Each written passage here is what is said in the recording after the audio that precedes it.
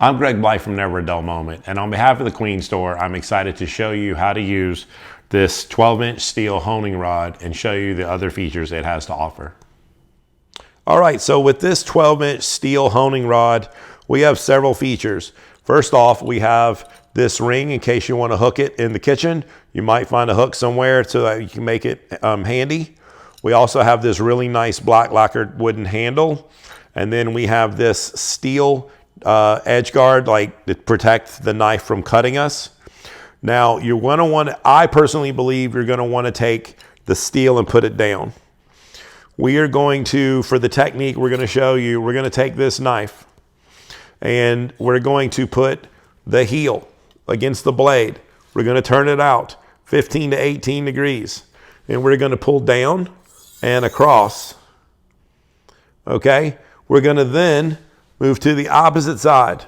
Do the same thing.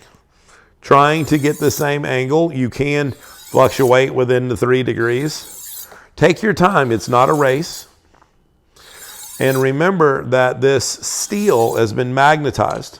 So all the particles coming off the knife are going to stay with the steel.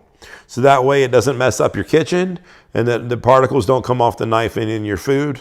Because this is steel, it could rust if it was put up wet. So please make sure when you're done honing the knife that you wash this, completely dry it before you put it away. I would recommend doing, the amount of passes would vary on how often you would do this. But I think 6 passes on each side would be enough. Make sure that you don't cling the knife. Place it and go down. Place and go down. It's all very fancy online. When you see all the other chefs doing it, please don't do it. It's unsafe. Okay, that is made for TV. And that is how you use our honing rod.